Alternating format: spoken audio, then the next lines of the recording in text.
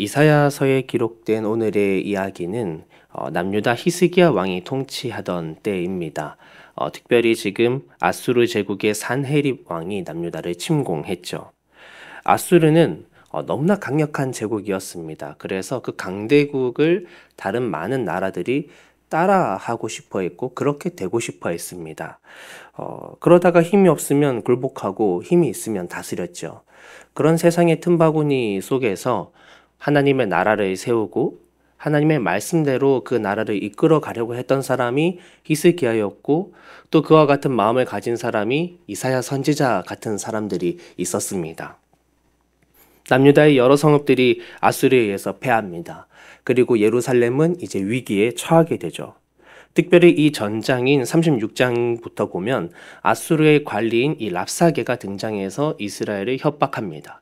그리고 오늘 37장에도 사네립 왕이 보낸 서신으로 이스라엘과 이 히스기야 왕을 협박을 하죠.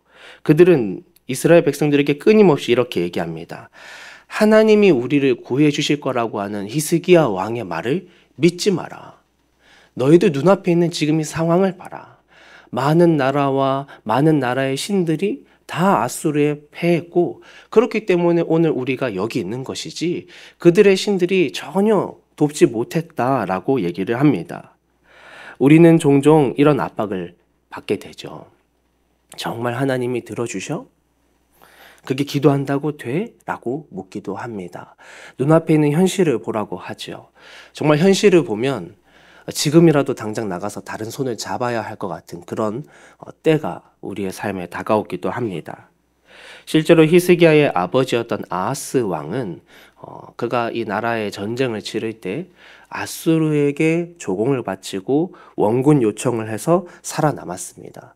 그리고 아수르에 가서 그들의 신전을 보고 돌아와서는 이 하나님의 성전을 이제 새 제단을 쌓아놓고 여기 있는 물건들을 이 자기가 새로 만든 아수르의 신전을 본따 만든 그 새 제단에 가져다 가서 사용하는 모습을 보여줍니다. 어떻게든 제국이 되어보기 위해서 애를 썼던 것이죠. 우리는 오늘 누구 앞에 있는지를 생각해 봅니다. 우리는 오늘 어떤 모습을 부러워하고 따라가려 하는지를 돌아봅니다. 하나님이 오늘 이사야를 통해서 히스기야에게 말씀하시는 대목이 있는데 21절에 이렇게 말씀하시죠. 아모스의 아들 이사야가 사람을 보내어 히스기야에게 이르되 이스라엘의 하나님 여호와께서 말씀하시되 내가 아수르의 사네립 왕의 일로 내게 기도하였도다 하시고 하나님은 히스기야가 어떤 가정 환경에서 자라는지를 다 알고 계셨죠. 그 아하스라는 왕 밑에서 말입니다. 그런데 하나님이 오늘 히스기야에게 이런 말씀을 하시는 거예요. 히스기야야, 네가 지금 아수르의 문제를 가지고 나에게 와서 기도하였구나. 아수르의 끊임없는 회유와 협박에도 불구하고 히스기야는 하나님 앞으로 나아가서 하나님께 기도를 했습니다. 기도해야 아무 소용없다라고 하는 그 말이 이 히스기야 왕의 귓등을 막 치고 마음을 들었다 놨다 하고 막 손을 떨리게 했음에도 그는 다시 하나님 앞으로 또 다시 하나님 앞으로 나아갑니다. 왜 그렇게 하나님 앞으로 그는 나아갔을까 했을 때 그에게는 믿음이 있었습니다. 18절 19절에 이렇게 얘기하죠. 여호와여, 아수르의 왕들이 과연 열국과 그들의 땅을 황폐하게 하였고 그들의 신들을 불에 던졌사오나 그들은 신이 아니라 사람의 손으로 만든 것일 뿐이요 나무와 돌이라. 그러므로 멸망을 당하였나이다. 눈앞에 있는 것을 봤습니다. 그래, 아수르 제국 정말 강대국도 맞고 수많은 나라와 그들의 신들이 패한 것이 맞다. 그러나 그들이 믿고 의지하던 것은 자기 손으로 만든 나무와 돌뿐이었을 것이다. 그들은 허망한 것을 의지했을 뿐이다 라고 그는 고백합니다. 그리고 20절에 그가 말하기를 하나님, 온 세상이 하나님만 참된 신이다 라는 것을 알게 하여 주옵소서.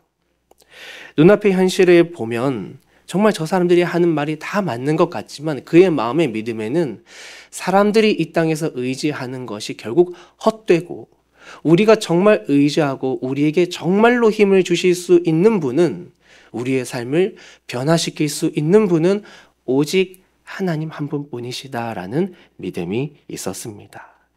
그 말에 맞장구라도 쳐주시듯이 하나님은 그 뒤에 이런 말씀들을 하세요. 앗수르를 향해서 말이죠. 앗수르야, 너희가 잘되고 잘되어서 다 너희가 잘한 줄 아니? 너희 결국 다 내가 인도하는, 다 내가 계획하는 그 역사 안에 있는 것뿐이야. 이런 말씀을 하십니다. 왜 우리는 하나님께 와서 기도합니까? 세상에 의지할 것 많이 있습니다. 세상에 가지면 힘이 될 것 많아 보입니다. 하지만 정말 의지되고 정말 힘이 되시는 분 한 분뿐이기 때문입니다.